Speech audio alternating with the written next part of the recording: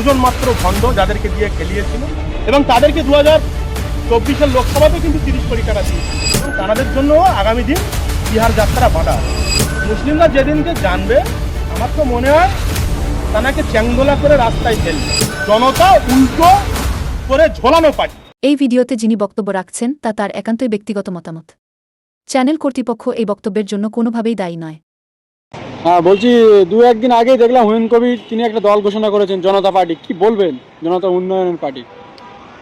দেখুন, এটা জনতা উন্নয়ন না জনতা উল্টো পার্টি সেটা তো সময় কথা বলবে। কারণ আমরা যেহেতু রাজনীতিটা দীর্ঘদিন ধরে করছি, যতটুকু রাজনৈতিক টেকনোলজি বা রাজনৈতিক জ্ঞান যতটা অর্জন করতে পেরেছি, আমার তো মনে হয় এটা সেই রানাঘাটের রানু মণ্ডলের পার্টি। কারণ আগামী দিনে এই যে পার্টিটা লঞ্চ হয়েছে না, এটা কিন্তু একেবারে যারা সাম্রাজ্যবাদী ব্রিটিশ, যারা ইংরেজ, যারা ভারতবর্ষকে এবং পশ্চিমবঙ্গকে শোষণ এবং শাসন দুটোই করতে চায়, সেক্ষেত্রে তারা কিন্তু একেবারে হেলিকপ্টার সহ এই পার্টিটাকে আবির্ভাব ঘটিয়েছে পশ্চিমবাংলার মাটিতে। তারা এরও আগে একটা আবির্ভাব ঘটিয়েছিল 2021-এর নির্বাচনে। তারা হয়তো কিছুটা একটা সাফল্য পেয়েছিল, একটা মাত্র সিটে দুজন মাত্র ভণ্ড যাদেরকে দিয়ে খেলিয়েছিল। এবং আমি নাম ধরে বলছি না, 2021 নির্বাচনের আগে যে ধর্মতলাতে যে জনসভাটা হয়েছিল সংযুক্ত মোর্চার, তারপরে কোনো একটা সাম্প্রদায়িক পার্টি যারা সাম্রাজ্যবাদী ব্রিটিশ এবং যারা গোটা ভারতবর্ষটাকে এবং পশ্চিমবাংলাটাকে দ্বিখণ্ডিত জায়গায় ত্রিখণ্ডিত করতে চায়, তাদেরকে কিন্তু এককালীন 600 কোটি টাকা দিয়েছিল এবং তাদেরকে 2024-এর লোকসভাতে কিন্তু 30 কোটি টাকা দিয়েছিল। এবং 2024-এর লোকসভাতে তো তাদের ভিতরে কোনো একজন ভণ্ড ডায়মন্ড হাবড়ায় প্রার্থী দেবে না বলে, যে প্রার্থী দেবে বলে অলরেডি ভোট প্রচার প্রক্রিয়া শুরু করেছিল, সেক্ষেত্রে 2024-এর লোকসভায় কিন্তু সেখান থেকেও একটা মোটা অঙ্কের টাকা 32 কোটি টাকা নিয়ে সেখানে তিনি ক্যান্ডিডেট হয়নি। তো তারই একটা চর আপনারা ধরতে পারেন। এই যে ইউপি জনতা উল্টো করে ঝোলানো পার্টি। কেন আমি আজকে থেকে একজন সাধারণ তৃণমূল কংগ্রেসের একজন সৈনিক হিসাবে, দিদির সৈনিক হিসাবে, অধিনায়ক অভিষেক বন্দ্যোপাধ্যায়ের সৈনিক হিসাবে এটা আমি আজকে বলে দিলাম, যেটা জনতাকে উল্টো করে ঝোলানো পার্টি। এই পার্টির আগামী দিনে কোনো অস্তিত্ব থাকবে না এবং এই পার্টিটা আমি আলটিমেটলি রানু মণ্ডলের সঙ্গে তুলনা করলাম। আপনি কি তৃণমূলে থাকবেন নাকি জনতা উন্নয়ন পার্টিতে আপনি যোগ দেবেন? কেন যোগ দিতে যাবো? আমি তো দিদির সৈনিক, আমি তৃণমূল কংগ্রেসের একজন একনিষ্ঠ সৈনিক এবং আমি দিদির সঙ্গে আছি।